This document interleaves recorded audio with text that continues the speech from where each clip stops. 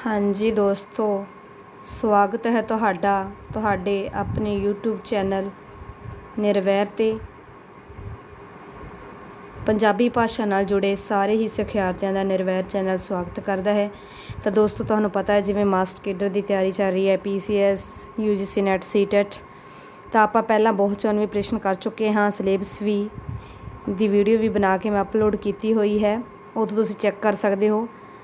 ਤਾਂ ਜੋ master cadre ਦਾ syllabus ਹੈ ਉਸ ਵਿੱਚ ਸਭ ਤੋਂ ਪਹਿਲਾਂ ਜੋ ਸਾਡਾ ਆਉਂਦਾ ਹੈ ਭਾਗ, ਉਹ ਕਵਿਤਾ ਭਾਗ ਹੈ, ਜਿਸ ਵਿੱਚ ਆਧੁਨਿਕ ਕਵੀ ਆਉਂਦੇ ਹਨ। ਬਹੁਤ ਸਾਰੇ ਆਧੁਨਿਕ ਕਵੀ ਹਨ, ਤਾਂ ਜਿਸ ਵਿੱਚ ਸਭ ਤੋਂ ਪਹਿਲਾਂ ਆਧੁਨਿਕ ਕਵੀ ਦਾ ਨਾਮ ਆਉਂਦਾ ਹੈ ਉਹ ਹਨ ਜੀ ਭਾਈ ਵੀਰ ਸਿੰਘ। ਪੰਜਾਬੀ ਕਵੀ, ਆਧੁਨਿਕ ਕਵੀ ਭਾਈ ਵੀਰ ਸਿੰਘ, ਉਹਨਾਂ ਬਾਰੇ ਆਪਾਂ ਅੱਜ ਪੜ੍ਹਾਂਗੇ। ਚਲੋ ਜੀ ਸਟਾਰਟ ਕਰਦੇ ਹਾਂ।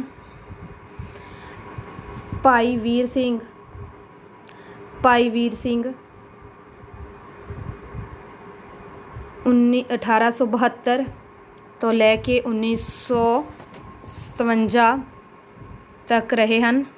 1872 ਵਿੱਚ ਜਨਮ ਹੋਇਆ, 1957 ਵਿੱਚ ਡੈਥ। ਇੱਕ ਪੰਜਾਬੀ ਕਵੀ ਅਤੇ ਵਿਦਵਾਨ ਸਨ, ਜਿਨ੍ਹਾਂ ਨੂੰ ਅਜੋਕੇ ਪੰਜਾਬੀ ਸਾਹਿਤ ਦਾ ਮੋਢੀ ਵੀ ਕਿਹਾ ਜਾਂਦਾ ਹੈ। ਜੋ ਕਿ ਪੰਜਾਬੀ ਸਾਹਿਤ ਦਾ ਮੋਢੀ ਭਾਈ ਵੀਰ ਸਿੰਘ ਨੂੰ ਕਿਹਾ ਜਾਂਦਾ ਹੈ, ਕਿਉਂਕਿ ਉਹਨਾਂ ਨੇ ਨਾਵਲ ਦੇ ਵਿੱਚ ਵੀ ਪਹਿਲਾ ਨਾਵਲ ਲਿਖਿਆ ਸੀ ਸੁੰਦਰੀ।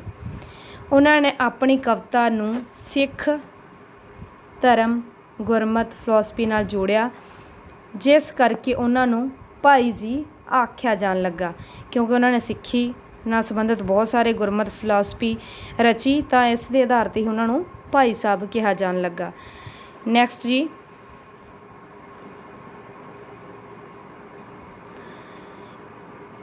ਇਹਨਾਂ ਨੇ ਛੋਟੀ ਕਵਿਤਾ, ਮਹਾਂਕਾਵ ਤੋਂ ਇਲਾਵਾ ਵਾਰਤਕ ਵਿੱਚ ਨਾਵਲ, ਨਾਟਕ, ਇਤਿਹਾਸ, ਜੀਵਨੀਆਂ, ਲੇਖਾਂ ਅਤੇ ਸਾਖੀਆਂ ਇਤਿਆਦਿ ਦੀ ਰਚਨਾ ਕਰਨ ਦੀ ਪਹਿਲ ਕੀਤੀ। ਕੀ ਕੀਤਾ ਜੀ? ਕਵਿਤਾ, ਮਹਾਂਕਾਵ ਤਾਂ ਰਚਿਆ ਹੀ ਰਚਿਆ, ਨਾਲ ਨਾਲ ਉਹਨਾਂ ਨੇ ਕੀ ਕੀਤਾ ਜੀ? ਵਾਰਤਕ ਵਿੱਚ ਨਾਵਲ, ਨਾਟਕ, ਇਤਿਹਾਸ, ਜੀਵਨੀਆਂ, ਲੇਖਾਂ ਅਤੇ ਸਾਖੀਆਂ ਦੀ ਵੀ ਰਚਨਾ ਕੀਤੀ। ਨੈਕਸਟ, ਭਾਈ ਵੀਰ ਸਿੰਘ, ਇਹ ਨੇ ਜੀ ਭਾਈ ਵੀਰ ਸਿੰਘ, ਜਿਹਨਾਂ ਨੂੰ ਭਾਈ ਸਾਹਿਬ ਵੀ ਕਿਹਾ ਜਾਂਦਾ ਹੈ। ਜਨਮ ਹੈ ਜੀ 5 ਦਸੰਬਰ 1872 ਅੰਮ੍ਰਿਤਸਰ ਵਿੱਚ ਹੋਇਆ। ਮੌਤ ਹੋਈ ਹੈ ਜੀ 10 ਜੂਨ 1957, ਉਮਰ 84 ਸਾਲ ਸੀ ਜਦੋਂ ਡੈਥ ਹੋਈ ਹੈ। ਜਨਮ 5 ਦਸੰਬਰ 1872 ਅੰਮ੍ਰਿਤਸਰ, ਔਰ ਜੋ ਡੈਥ ਹੋਈ ਹੈ ਉਹ ਹੋਈ ਹੈ ਜੀ 10 ਜੂਨ 1957, ਉਮਰ ਸੀ 84 ਸਾਲ। ਅੰਮ੍ਰਿਤਸਰ ਵਿਖੇ ਡੈਥ ਹੋਈ ਹੈ। ਨੈਕਸਟ ਹੈ ਜੀ ਜੋ ਵੱਡੀਆਂ ਰਚਨਾਵਾਂ ਉਹਨਾਂ ਨੇ ਲਿਖੀਆਂ ਜੀ। ਸਭ ਤੋਂ ਪਹਿਲਾਂ ਸੁੰਦਰੀ 1898 ਵਿੱਚ ਵਿਜੇ ਸਿੰਘ, ਜੋ ਵੱਡੀਆਂ ਰਚਨਾਵਾਂ ਲਿਖੀਆਂ ਹਨ, ਵਿਜੇ ਸਿੰਘ ਵੀ ਕਹਿ ਦਿੰਦੇ ਔਰ ਵਿਜੇ ਸਿੰਘ ਵੀ ਕਹਿ ਦਿੰਦੇ। ਇਹ 4 ਨਾਵਲ ਲਿਖੇ ਨੇ ਜੀ ਸਤਵੰਤ ਕੌਰ, ਰਾਣਾ ਸੂਰਤ ਸਿੰਘ। ਸੁੰਦਰੀ, ਵਿਜੇ ਸਿੰਘ, ਸਤਵੰਤ ਕੌਰ, ਰਾਣਾ ਸੂਰਤ ਸਿੰਘ, ਨਾਂ ਨੋਟ ਕਰ ਲੈਣੇ ਜੀ। 4 ਨਾਵਲ ਹਨ, ਵੱਡੀਆਂ ਰਚਨਾਵਾਂ ਹਨ। ਸੁੰਦਰੀ ਸਭ ਤੋਂ ਜ਼ਿਆਦਾ ਇਹਨਾਂ ਦਾ ਮਸ਼ਹੂਰ ਰਿਹਾ ਜੀ 1898, ਫਿਰ 1899 ਵਿੱਚ, ਫਿਰ ਜੋ ਸਤਵੰਤ ਕੌਰ ਅਤੇ ਰਾਣਾ ਸੂਰਤ ਸਿੰਘ 1905, ਦੋਵੇਂ 1905 ਵਿੱਚ ਰਚੇ ਹਨ। ਠੀਕ ਹੈ ਜੀ, ਇਹ ਤੁਸੀਂ ਨੋਟ ਕਰ ਲੈਣੇ ਆ। ਕੌਮੀਅਤ ਪਤਾ ਹੀ ਹੈ, ਭਾਰਤੀ ਸੀ, ਨਸਲੀਅਤ ਪੰਜਾਬੀ ਸੀ, ਸਿੱਖਿਆ 10ਵੀਂ ਪਾਸ ਸੀ। ਦੇਖ ਲਓ ਜੀ 10ਵੀਂ ਪਾਸ ਭਾਈ ਵੀਰ ਸਿੰਘ ਨੇ ਕਿੰਨੀਆਂ ਰਚਨਾਵਾਂ ਰਚੀਆਂ। ਅਲਮਾ ਮਾਤਰ ਅੰਮ੍ਰਿਤਸਰ ਚਰਚ ਮਿਸ਼ਨ ਸਕੂਲ, ਬਾਜ਼ਾਰ ਕਸੇਰੀਆ, ਅੰਮ੍ਰਿਤਸਰ, ਉਹਨਾਂ ਦੇ ਨਾਂ 'ਤੇ ਹੈ। ਕਿੱਤਾ ਕਵੀ ਸੀ, ਛੋਟੀ ਕਹਾਣੀਕਾਰ ਸੀ। ਠੀਕ ਹੈ ਜੀ, ਗੀਤਕਾਰ ਵੀ ਰਹੇ ਹੈ, ਨਾਵਲਕਾਰ, ਡਰਾਮਾ ਲੇਖਕ ਵੀ ਰਹੇ ਔਰ ਨਿਬੰਧ ਲੇਖਕ ਵੀ। ਕਵੀ ਵੀ ਰਹੇ ਹੈ, ਛੋਟੀ ਕਹਾਣੀ ਦੇ ਲੇਖਕ, ਗੀਤਕਾਰ, ਨਾਵਲਕਾਰ, ਡਰਾਮਾ ਲੇਖਕ ਅਤੇ ਨਿਬੰਧ ਲੇਖਕ।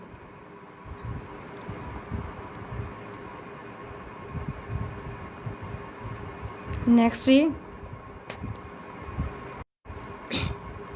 ਜੀਵਨ ਸਾਥੀ ਜੋ ਉਹਨਾਂ ਦੀ ਪਤਨੀ ਸੀ ਉਹ ਜੀ ਮਾਤਾ ਚਤਰ ਕੌਰ। ਨੈਕਸਟ, ਔਲਾਦ 2 ਪੁੱਤਰੀਆਂ ਸਨ। ਇਨਾਮ ਸਾਹਿਤ ਅਕਾਦਮੀ ਪੁਰਸਕਾਰ ਮਿਲਿਆ 1900 1955 ਵਿੱਚ। Very important. ਸਾਹਿਤ ਅਕਾਦਮੀ ਪੁਰਸਕਾਰ ਮਿਲਿਆ ਹੈ 1955 ਵਿੱਚ। ਪਦਮ ਭੂਸ਼ਣ ਜੋ ਸਨਮਾਨ ਮਿਲਿਆ ਹੈ ਉਹ ਮਿਲਿਆ ਜੀ 1956। ਇੱਕ 1955 ਅਤੇ ਦੂਜਾ 1956। ਠੀਕ ਹੈ ਜੀ। ਨੈਕਸਟ ਜੀ, ਮੁੱਢਲੀ ਜ਼ਿੰਦਗੀ।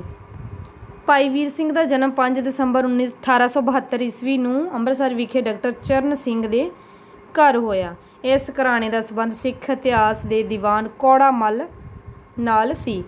1891 ਵਿੱਚ ਅੰਮ੍ਰਿਤਸਰ ਦੇ ਚਰਚ ਮਿਸ਼ਨ ਸਕੂਲ ਤੋਂ 10ਵੀਂ ਦਾ ਇਮਤਿਹਾਨ ਜ਼ਿਲ੍ਹੇ ਭਰ ਵਿੱਚੋਂ ਅਵੱਲ ਰਹਿ ਕੇ ਪਾਸ ਕੀਤਾ। ਕਿੱਥੇ ਕੀਤਾ ਜੀ?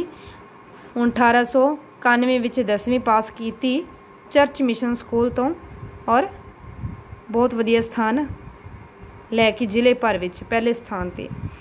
ਉਹਨਾਂ ਸਰਕਾਰੀ ਨੌਕਰੀ ਪਿੱਛੇ ਨਾ ਦੌੜ ਕੇ ਆਪਣੀ ਰੁਚੀ ਅਨੁਸਾਰ ਇੱਕ ਲੇਖਕ ਦੇ ਤੌਰ 'ਤੇ ਕੰਮ ਕਰਨਾ ਸ਼ੁਰੂ ਕੀਤਾ। ਉਹਨਾਂ ਨੇ ਸਰਕਾਰੀ ਨੌਕਰੀ ਪਿੱਛੇ ਨਹੀਂ ਦੌੜੇ ਔਰ ਆਪਣੀ ਰੁਚੀ ਅਨੁਸਾਰ ਇੱਕ ਲੇਖਕ ਦੇ ਤੌਰ 'ਤੇ ਕੰਮ ਕੀਤਾ। ਨੈਕਸਟ ਦੇਖ ਲੈਂਦੇ ਜੀ। ਅਤੇ ਸ਼ੁਰੂ ਵਿੱਚ ਸਕੂਲਾਂ ਲਈ ਪਾਠ ਪੁਸਤਕਾਂ ਲਿਖੀਆਂ। ਆਪ ਨੇ 1892 ਵਿੱਚ ਸਰਦਾਰ ਵਜ਼ੀਰ ਸਿੰਘ ਨਾਲ ਰਲ ਕੇ ਵਜ਼ੀਰ ਹਿੰਦ ਪ੍ਰੈਸ ਚਲਾਇਆ। 1899 ਵਿੱਚ ਉਹਨਾਂ ਨੇ ਹਫ਼ਤਾਵਾਰੀ ਖਾਲਸਾ ਸਮਾਚਾਰ ਅਖਬਾਰ ਸ਼ੁਰੂ ਕੀਤਾ ਅਤੇ 1 ਸਾਲ ਬਾਅਦ ਨਿਰਗੁਣਿਆਰਾ ਜਾਰੀ ਕੀਤਾ।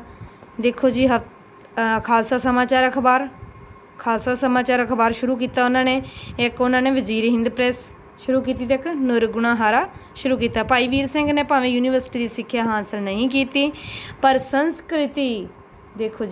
ਸੰਸਕ੍ਰਿਤੀ, ਫਾਰਸੀ, ਉਰਦੂ, ਗੁਰਬਾਣੀ, ਸਿੱਖ ਇਤਿਹਾਸ ਅਤੇ ਹਿੰਦੂ ਇਤਿਹਾਸ ਦੇ ਫਲਸਫੇ ਦਾ ਅਧਿਐਨ ਕੀਤਾ। 10ਵੀਂ ਪਾਸ ਸੀ, ਯੂਨੀਵਰਸਿਟੀ ਸਿੱਖਿਆ ਹਾਸਲ ਨਹੀਂ ਕੀਤੀ ਸੀ, ਫਿਰ ਵੀ ਕਿੰਨੀਆਂ ਭਾਸ਼ਾਵਾਂ ਦਾ ਗਿਆਨ ਸੀ? ਸੰਸਕ੍ਰਿਤ, ਫਾਰਸੀ, ਉਰਦੂ, ਗੁਰਬਾਣੀ, ਸਿੱਖ ਇਤਿਹਾਸ ਅਤੇ ਹਿੰਦੂ ਇਤਿਹਾਸ ਬਾਰੇ ਉਹਨਾਂ ਨੂੰ ਪੂਰੀ ਜਾਣਕਾਰੀ ਸੀ। ਉਹਨਾਂ ਦਾ ਅਧਿਐਨ ਕੀਤਾ ਸੀ। ਉਹਨਾਂ ਦੀ ਬਹੁਤੀ ਰਚਨਾ ਸਿੱਖੀ ਪ੍ਰਚਾਰ ਨਾਲ ਸੰਬੰਧ ਰੱਖਦੀ ਹੈ। ਠੀਕ ਹੈ ਜੀ। ਸਿੱਖਿਆ। ਭਾਈ ਵੀਰ ਸਿੰਘ ਨੇ ਰਵਾਇਤੀ ਭਾਰਤੀ ਅਤੇ ਆਧੁਨਿਕ ਅੰਗਰੇਜ਼ੀ ਦੋਵੇਂ ਕਿਸਮ ਦੀ ਵਿੱਦਿਆ ਹਾਸਲ ਕੀਤੀ। ਇਸ ਤੋਂ ਇਲਾਵਾ ਭਾਈ ਨੇ ਫਾਰਸੀ, ਆਪਾਂ ਪਹਿਲਾਂ ਗੱਲ ਕਰ ਚੁੱਕੇ ਹਾਂ, ਉਰਦੂ, ਸੰਸਕ੍ਰਿਤੀ ਗ੍ਰੰਥਾਂ ਦਾ ਗਿਆਨ ਵੀ ਹਾਸਲ ਕੀਤਾ। ਇਹ ਚਰਚ ਮਿਸ਼ਨ ਸਕੂਲ ਅੰਮ੍ਰਿਤਸਰ ਵਿਖੇ ਪੜ੍ਹੇ ਅਤੇ 1891 ਵਿੱਚ ਮੈਟ੍ਰਿਕ ਪਾਸ ਪ੍ਰੀਖਿਆ ਦੇ ਪੂਰੇ ਜ਼ਿਲ੍ਹੇ ਵਿੱਚ ਅਵੱਲ ਰਹੇ। ਭਾਈ ਜੀ ਨੇ ਸੈਕੰਡਰੀ ਸਿੱਖਿਆ ਚਰਚ ਮਿਸ਼ਨ ਹਾਈ ਸਕੂਲ ਤੋਂ ਪ੍ਰਾਪਤ ਕੀਤੀ। ਠੀਕ ਹੈ ਜੀ। ਸੈਕੰਡਰੀ ਸਿੱਖਿਆ ਜੋ ਸੀ ਉਹ ਚਰਚ ਮਿਸ਼ਨ ਹਾਈ ਸਕੂਲ ਤੋਂ, 10ਵੀਂ ਤੋਂ ਅੱਗੇ ਦੀ ਪੜ੍ਹਾਈ ਹਾਈ ਸਕੂਲ ਚਰਚ ਮਿਸ਼ਨ ਤੋਂ ਪ੍ਰਾਪਤ ਕੀਤੀ। ਅਤੇ ਇਸ ਸਕੂਲ 'ਚ ਪੜ੍ਹਦਿਆਂ ਭਾਈ ਸਾਹਿਬ ਨੇ ਜਮਾਤੀਆਂ ਨੇ ਧਰਮ ਤਬਦੀਲ ਕਰ ਈਸਾਈ ਮਤ ਦਾ ਧਾਰਨ ਕੀਤਾ, ਪਰ ਭਾਈ ਸਾਹਿਬ ਨੇ ਸਿੱਖੀ ਸਿਦਕ ਕਾਇਮ ਰੱਖਿਆ। ਉਹਨਾਂ ਦੇ ਜੋ ਸਾਥੀ ਸੀ ਉਹਨਾਂ ਨੇ ਈਸਾਈ ਧਰਮ ਕਬੂਲ ਕੀਤਾ, ਪਰ ਭਾਈ ਸਾਹਿਬ ਨੇ ਸਿੱਖੀ ਸਿਦਕ 'ਤੇ ਹੀ ਕਾਇਮ ਰਹੇ। ਰਾਜਸੀ ਸਰਗਰਮੀਆਂ ਭਾਈ ਵੀਰ ਸਿੰਘ ਦਾ ਤੁਸੀਂ ਇਹ ਦੇਖ ਸਕਦੇ ਹੋ ਜੀ। ਕੰਮਕਾਰ ਵਾਲਾ ਡੈਸਕ ਸੀ। ਦੇਖੋ ਕਿੱਦਾਂ ਦਾ ਬੁੱਕਸ ਵਗੈਰਾ ਰੱਖੀਆਂ ਹੋਈਆਂ ਨੇ ਕਿੰਨੀਆਂ। ਨੈਕਸਟ ਜੀ, ਇਸ ਸਮੇਂ ਈਸਾਈ ਮਿਸ਼ਨਰੀਆਂ ਦੇ ਪ੍ਰਚਾਰ ਦੇ ਪ੍ਰਤੀਕਰਮ ਵਜੋਂ ਅਹਿਮਦੀ ਅਤੇ ਆਰੀਆ ਸਮਾਜੀ ਲਹਿਰਾਂ ਉਰਦੂ ਹਿੰਦੀ ਰਾਹੀਂ ਪ੍ਰਚਾਰ ਕਰ ਰਹੀਆਂ ਸਨ। ਸਿੰਘ ਸਭਾ ਲਹਿਰ ਵੀ ਪੰਜਾਬੀ ਬੋਲੀ ਅਤੇ ਸਿੱਖ ਧਰਮ ਦੀ ਰੱਖਿਆ ਲਈ ਮੈਦਾਨ ਵਿੱਚ ਪ੍ਰਵੇਸ਼ ਕਰ ਚੁੱਕੀ ਸੀ। ਸਿੰਘ ਸਭਾ ਲਹਿਰ, ਪਰ ਇਸ ਲਹਿਰ ਵਿੱਚ ਸਭ ਤੋਂ ਵਧੇਰੇ ਹਿੱਸਾ ਭਾਈ ਵੀਰ ਸਿੰਘ ਨੇ ਪਾਇਆ। ਈਸਾਈ ਮਿਸ਼ਨਰੀਆਂ ਦਾ ਉਸ ਸਮੇਂ ਪ੍ਰਚਾਰ ਚੱਲ ਰਿਹਾ ਸੀ। ਉਸ ਸਮੇਂ ਅਹਿਮਦੀ ਅਤੇ ਆਰੀਆ ਸਮਾਜੀ ਲਹਿਰਾਂ ਨੇ ਉਰਦੂ ਅਤੇ ਹਿੰਦੀ ਜੋ ਭਾਸ਼ਾਵਾਂ ਦਾ ਪ੍ਰਚਾਰ ਕਰ ਰਹੇ ਸੀ। ਉਸ ਸਮੇਂ ਸਿੰਘ ਸਭਾ ਲਹਿਰ ਵਿੱਚ ਪੰਜਾਬੀ ਬੋਲੀ ਅਤੇ ਸਿੱਖ ਧਰਮ ਦੀ ਰੱਖਿਆ ਲਈ ਜੋ ਭਾਈ ਵੀਰ ਸਿੰਘ ਨੇ ਸਭ ਤੋਂ ਜ਼ਿਆਦਾ ਯੋਗਦਾਨ ਪਾਇਆ। ਰਚਨਾਵਾਂ, ਗਲਪ ਰਚਨਾਵਾਂ ਆਪਾਂ ਕਰ ਚੁੱਕੇ ਹਾਂ। ਗਲਪ ਰਚਨਾਵਾਂ ਦੇ ਵਿੱਚ ਆ ਜਾਂਦੇ ਨੇ ਜੀ ਨਾਵਲ, ਜਿਹਦੇ ਵਿੱਚ ਉਹਨਾਂ ਦਾ ਨਾਵਲ ਹੈ ਜੀ ਸੁੰਦਰੀ, ਵਿਜੇ ਸਿੰਘ, ਸਤਵੰਤ ਕੌਰ ਦੇ 2 ਭਾਗ ਨੇ ਜੀ। 1890 ਵਿੱਚ ਇੱਕ 1927 ਦੇ ਵਿੱਚ 7 ਔਖੀਆਂ ਰਾਤਾਂ, ਬਾਬਾ ਨੌਧ ਸਿੰਘ। ਮਹਾਕਾਵ ਹੈ ਜੀ ਰਾਣਾ ਸੂਰਤ ਸਿੰਘ। ਠੀਕ ਹੈ ਜੀ। ਸੁੰਦਰੀ, ਫਿਰ ਕਰ ਲੈਂਦੇ ਸੁੰਦਰੀ, ਵਿਜੇ ਸਿੰਘ, ਸਤਵੰਤ ਕੌਰ, 7 ਔਖੀਆਂ ਰਾਤਾਂ ਤੇ ਬਾਬਾ ਨੌਧ ਸਿੰਘ। ਆਹ 4 ਨਾਵਲ ਹਨ ਜੀ। ਨੈਕਸਟ ਸਤਵੰਤ ਕੌਰ ਭਾਗ ਦੂਜਾ 1927, ਰਾਣਾ ਪਬੋਰ। ਇਹ ਜੀ ਇਹਨਾਂ ਦੀਆਂ ਇਹ ਨੇ ਜੀ ਇਹਨਾਂ ਦੀਆਂ ਗਲਪ ਰਚਨਾਵਾਂ ਤੇ ਗੈਰ ਗਲਪ ਰਚਨਾਵਾਂ। ਜੀਵਨੀਆਂ ਦੇ ਵਿੱਚ ਉਹਨਾਂ ਨੇ ਸ਼੍ਰੀ ਕਲਗੀਧਰ ਚਮਤਕਾਰ ਉਹਨਾਂ ਬਾਰੇ ਲਿਖਿਆ, ਪੁਰਾਤਨ ਜਨਮ ਸਾਖੀ ਦੀ ਰਚਨਾ ਕੀਤੀ, ਸ਼੍ਰੀ ਗੁਰੂ ਨਾਨਕ ਜੀ ਦੇ ਬਾਰੇ ਲਿਖਿਆ, ਭਾਈ ਝੰਡਾ ਜੀ ਦੇ ਬਾਰੇ ਲਿਖਿਆ। ਠੀਕ ਹੈ ਜੀ। ਭਾਈ ਭੂਮੀਆ ਅਤੇ ਕਲਯੁਗ ਦੀ ਸਾਖੀ ਲਿਖੀ ਹੈ। ਸੰਤ ਗਾਥਾ, ਸ਼੍ਰੀ ਅਸ਼ਟ ਗੁਰੂ ਚਮਤਕਾਰ ਭਾਗ 1 ਤੇ 2, ਗੁਰਸਿੱਖੀ ਵਾੜੀ। ਠੀਕ ਹੈ ਜੀ। ਦੁਹਰਾਈ ਕਰ ਲੈਂਦੇ ਹਾਂ। ਸ਼੍ਰੀ ਕਲਗੀਧਰ ਚਮਤਕਾਰ 1925, ਪੁਰਾਤਨ ਜਨਮ ਸਾਖੀ ਵੈਰੀ ਇੰਪੋਰਟੈਂਟ 1926, ਸ਼੍ਰੀ ਗੁਰੂ ਨਾਨਕ ਚਮਤਕਾਰ 1928, ਭਾਈ ਝੰਡਾ ਜੀਓ 1933, ਭਾਈ ਭੂਮੀਆ ਅਤੇ ਕਲਯੁਗ ਦੀ ਸਾਖੀ 1936, ਸੰਤ ਗਾਥਾ 1938, ਸ਼੍ਰੀ ਅਸ਼ਟ ਗੁਰੂ ਚਮਤਕਾਰ ਭਾਗ 1 ਤੇ 2 1952, ਗੁਰਸਿੱਖ ਵਾੜੀ 1951। ਇਹ ਨੇ ਜੀ ਜੀਵਨੀਆਂ। ਸ਼੍ਰੀ ਗੁਰੂ ਨਾਨਕ ਦੇਵ ਜੀ ਦੀਆਂ ਗੁਰਬਾਲਮ ਸਾਖੀਆਂ 1995, ਸ਼੍ਰੀ ਗੁਰੂ ਗੋਬਿੰਦ ਸਿੰਘ ਦੀਆਂ ਗੁਰਬਾਲਮ ਸਾਖੀਆਂ 1995। ਟੀਕੇ ਅਤੇ ਹੋਰ ਉਹਨਾਂ ਨੇ ਟੀਕੇ ਵੀ ਕੀਤੇ ਹਨ ਗੁਰਬਾਣੀ ਤੇ ਔਰ ਕਈ ਗ੍ਰੰਥਾਂ ਤੇ। ਸਿੱਖਾਂ ਦੀ ਭਗਤਮਾਲਾ ਉਹਨਾਂ ਦੀ ਟੀਕੇ ਵਿੱਚ ਆਉਂਦੀ ਹੈ। ਪ੍ਰਾਚੀਨ ਗ੍ਰੰਥ ਪੰਥ ਪ੍ਰਕਾਸ਼, ਸਿੱਖਾਂ ਦੀ ਭਗਤਮਾਲਾ 1912, ਪ੍ਰਾਚੀਨ ਪੰਥ ਪ੍ਰਕਾਸ਼ 1914, ਗੰਜ ਨਾਮ ਹੈ ਸਟੀਕ 1914, ਸ਼੍ਰੀ ਗੁਰੂ ਗ੍ਰੰਥ ਕੋਸ਼ 1927, ਸ਼੍ਰੀ ਗੁਰਪ੍ਰਤਾਪ ਸੂਰਜ ਗ੍ਰੰਥ ਸਟਿੱਪਣ 1927 ਤੋਂ 1935। ਟਿੱਪਣੀਆਂ ਸਾਹਿਤ 14 ਜਿਲਦਾਂ ਵਿੱਚ ਇਸ ਗ੍ਰੰਥ ਨੂੰ ਪ੍ਰਕਾਸ਼ਿਤ ਕੀਤਾ ਗਿਆ ਹੈ ਜੀ। ਗੁਰਪ੍ਰਤਾਪ ਸੂਰਜ ਗ੍ਰੰਥ ਨੂੰ ਸਟਿੱਪਣ ਨੂੰ 14 ਜਿਲਦਾਂ ਵਿੱਚ ਇਸ ਗ੍ਰੰਥ ਨੂੰ ਪ੍ਰਕਾਸ਼ਿਤ ਕੀਤਾ ਗਿਆ ਹੈ। ਦੇਵੀ ਪੂਜਨ ਪੜਤਾਲ, ਇਹਨਾਂ ਤੇ ਟੀਕਾਕਰਨ ਕੀਤਾ ਜੀ 1932 ਵਿੱਚ। ਪੰਜ ਗ੍ਰੰਥੀ ਸਟੀਕ ਹੈ ਜੀ 1940 ਦੇ ਵਿੱਚ। ਨੈਕਸਟ ਜੀ ਕਬਿਤ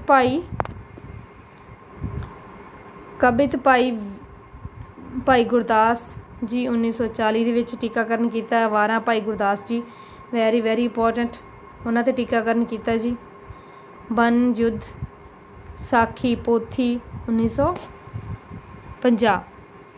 ਅੱਗੇ ਜੀ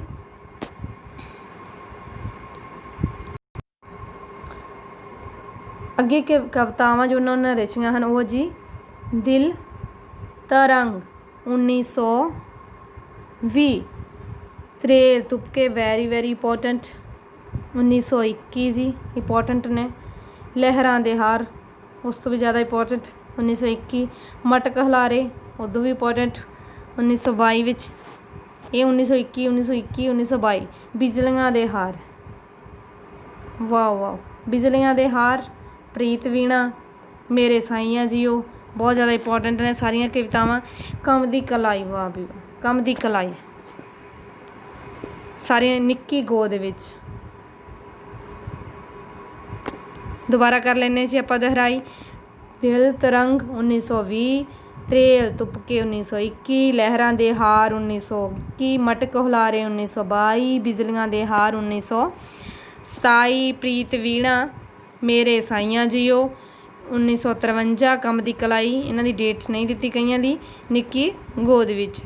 ਤਾਂ ਸਾਨੂੰ ਇਹਨਾਂ ਦੇ ਨਾਮ ਪੁੱਛ ਸਕਦੇ ਹਨ ਕਿ ਇਹ ਕਵਿਤਾ ਕਿਸ ਦੀ ਰਚਨਾ ਹੈ। ਠੀਕ ਹੈ ਜੀ। ਸਨਮਾਨ ਭਾਈ ਵੀਰ ਸਿੰਘ ਦੀਆਂ ਸਾਹਿਤਿਕ ਸੇਵਾਵਾਂ ਨੂੰ ਮੁੱਖ ਰੱਖ ਕੇ ਪੰਜਾਬੀ ਯੂਨੀਵਰਸਿਟੀ ਨੇ ਆਪ ਨੂੰ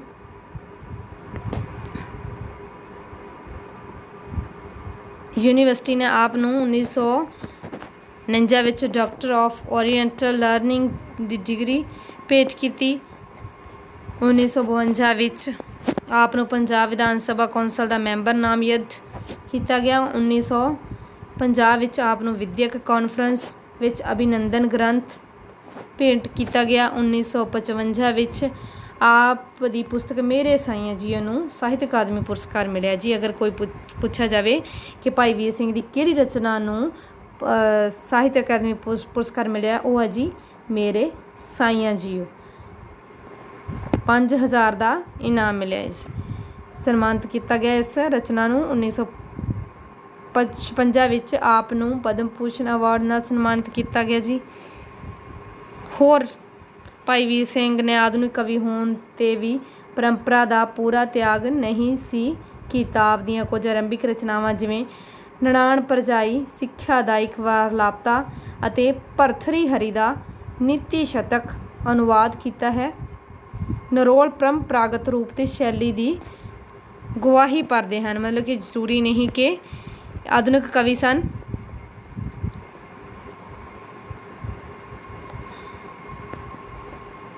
ਸੌਰੀ ਥੋੜਾ ਹੋ ਗਿਆ।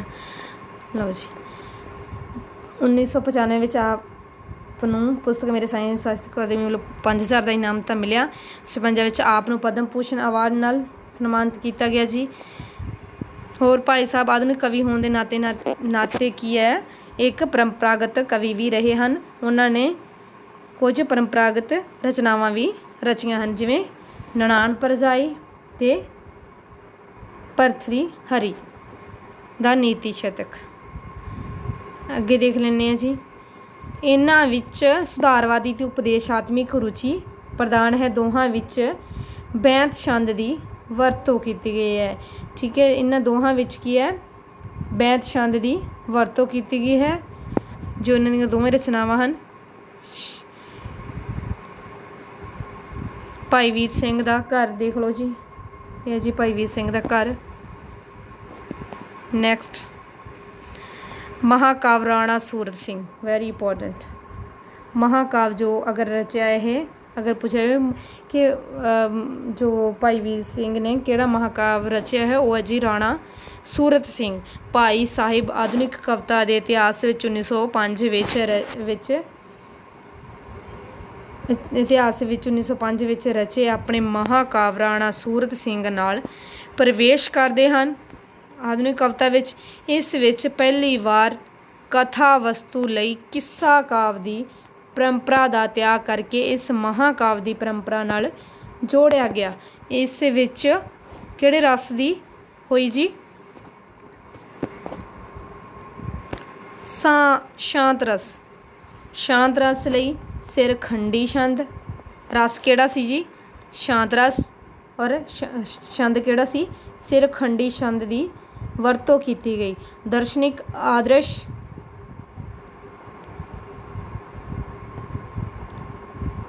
ਆਦਰਸ਼ ਨੂੰ ਪੂਰੀ ਤਰ੍ਹਾਂ ਸਪਸ਼ਟ ਕੀਤਾ ਗਿਆ। ਉਹਨਾਂ ਦਾ ਆਧਾਰ ਗੁਰਮਤਿ ਦਰਸ਼ਨ ਹੈ।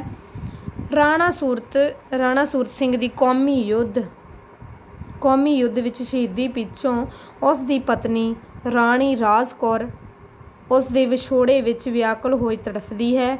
ਇਸ ਦਰਦ ਨੂੰ ਮਿਟਾਉਣ ਲਈ ਯਤਨ ਕੀਤੇ ਜਾਂਦੇ ਹਨ, ਪਰ ਅੰਤ ਗੁਰਮਤਿ ਦਾ ਹੀ ਸਹਾਰਾ ਉਸ ਨੂੰ ਆਤਮਿਕ ਸੁੱਖ ਦਿੰਦਾ ਹੈ। ਇਸ ਵਿੱਚ ਕੁਦਰਤ ਦਾ ਵਰਣਨ ਕਾਫੀ ਅਦਭੁਤ ਹੈ। ਇਹ ਸ਼ਾਂਤੀ ਤੇ ਗਿਆਨ ਦਾ ਵਹਿੰਦਾ ਦਰਿਆ ਹੈ। ਬੱਦਲ ਰਹੇ ਬਿਰਾਜ ਪਰਬਤ ਉੱਪਰ ਕਾਲੇ ਉੱਪਰ ਵਿਸ਼ਾਲ ਬੈਠੇ ਐਂਕੁਰਾ ਜ਼ਿਕਰ ਹਾਥੀ ਹੋਣ ਬੈਠੇ ਥਾਂ ਇਹਨਾਂ ਬੱਦਲਾਂ ਕਰੇ ਕਿੰਗਰੇ ਉਗੜੇ ਨਾਲ ਸੁਨਹਿਰੀ ਝਾਲ ਚਮਕੇ ਲਾਲ ਹੋ। ਭਾਈ ਵੀਰ ਸਿੰਘ ਦੀਆਂ ਛੋਟੀਆਂ ਕਵਿਤਾਵਾਂ ਵਿੱਚ ਵਿਸ਼ੇ ਦੇ ਰੂਪ ਦੀ ਕਾਫੀ ਵੰਨਗੀ ਮਿਲਦੀ ਹੈ। ਉਹਨਾਂ ਨੇ ਥੋੜ੍ਹੇ ਅਧਿਆਤਮਿਕਵਾਦੀ ਕਵੀ ਸੀ। ਉਹਨਾਂ ਨੂੰ ਕੁਦਰਤ ਵਿੱਚ ਰੱਬ ਦਾ ਝਲਕਾਰਾ ਦਿਸਦਾ ਸੀ। ਮਟਕ ਹੁਲਾਰੇ ਵਿੱਚ ਕਸ਼ਮੀਰ ਦੀ ਸੁੰਦਰਤਾ ਦਾ ਰੋਮਾਂਟਿਕ ਰਸਮਈ ਤੇ ਰਹੱਸਮਈ ਵਰਣਨ ਹੈ। ਬਹੁਤ ਹੀ ਜ਼ਿਆਦਾ ਵਧੀਆ ਮਟਕ ਹੁਲਾਰੇ ਵਿੱਚ ਉਹਨਾਂ ਨੇ ਕਸ਼ਮੀਰ ਦੀ ਜੋ ਕੁਦਰਤ ਦੀ ਸੁੰਦਰਤਾ ਦਾ ਵਰਣਨ ਕੀਤਾ ਹੈ। ਠੀਕ ਹੈ ਜੀ, ਇੱਕ ਪ੍ਰਗਤੀਵਾਦੀ ਕਵੀ ਸੀ। ਤਾਂ ਪ੍ਰਗੀਤਕ ਕਵਿਤਾ ਭਾਈ ਵੀਰ ਸਿੰਘ ਪੰਜਾਬੀ ਵਿੱਚ ਪ੍ਰਗੀਤਕ ਕਵਿਤਾ ਦੇ ਮੋਢੀ ਹਨ ਅਤੇ ਉਹਨਾਂ ਦੀ ਕਵਿਤਾ ਦਾ ਸੁਹਜਾਤਮਿਕ ਪੱਧਰ ਹੈ ਬੜਾ ਉੱਚਾ ਹੈ। ਨਮੂਨੇ ਵਜੋਂ ਆਪਾਂ ਦੇਖ ਲੈਂਦੇ ਹਾਂ। ਕੰਮ ਦੀ ਕਲਾਈ ਦੀ